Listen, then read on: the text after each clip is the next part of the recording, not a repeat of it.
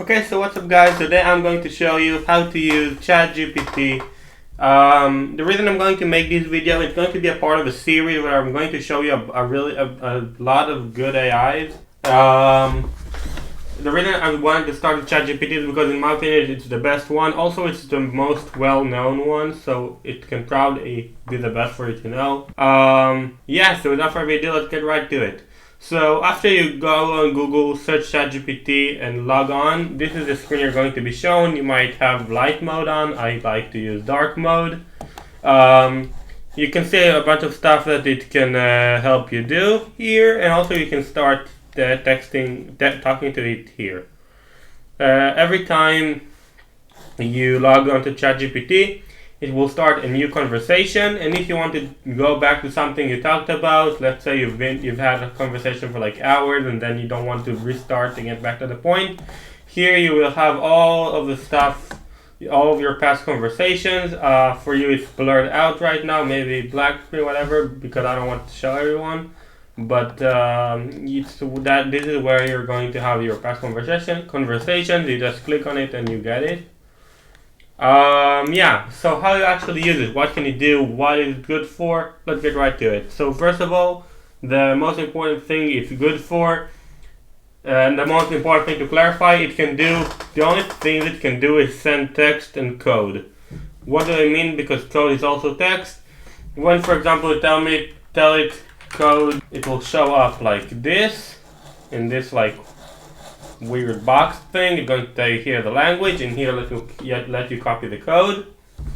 However, when you ask it to run you to do some text, for example, write me a poem about dogs, whatever, it will start writing it in a text form. It's not going to be in the same shape. Now, it can get very helpful, but one important thing to make sure is, because at least in ChatGPT 3.5, it's only updated up until January 1st, 2022. Past that, it's not going to be very qualified. It does know some stuff past January 1st, 2022, but not many things. And the thing that it does know, it's very bad at. So I would recommend talking to it only about stuff that happened before. The other thing I would like to mention, it works best in English. It can do other languages, but it's going to be less accurate in those languages since the database is mainly in English. Now, it can be used for a bunch of stuff. Mainly, I personally use it mainly for schoolwork and projects I'm working on. But you can use it for anything. As far as you can see, you can make it code, you can make it write poems, you can make it do research papers, for example, book. Right? And then it starts writing you a book report about that book. It can do anything as simple as you want it. Some stuff it has more problems in doing, so you might have to ask it to do some stuff, change things, but generally the first go is pretty accurate. For example, you want it to to learn about something. Say you want to know who invented calculus, and it's going to write you a bunch of code, right? Not code, a bunch of text. Now you don't want to read the entire thing. It's kind of complicated. You don't want to read the entire thing. You can just write simplify. Yeah.